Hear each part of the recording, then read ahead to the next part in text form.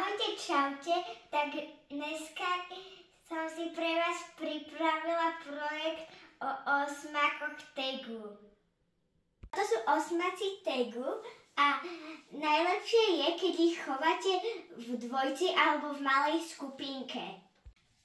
Keď majú osmaci Tegu oranžové zúbky, tak sú zdraví a neustále im rastú zúbky, takže si ich potrebujú na niečom brúsiť, napríklad na takomto dreve.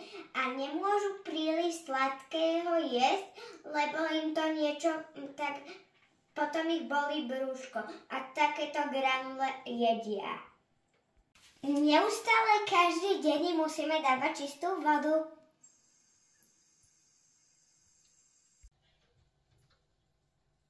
Toto sú oni. Osmaci sa nekúpu vo vode, ale v takomto piesku. Osmaci Tegu musia mať drevné preliesky a veľkú klietku, aby mohli veľa behať a aby sa im dobre žilo. Takže toto je ríško.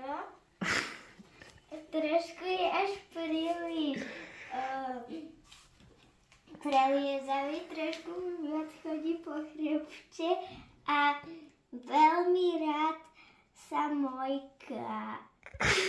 Takže toto je Gustík a tiež sa veľmi rád mojká.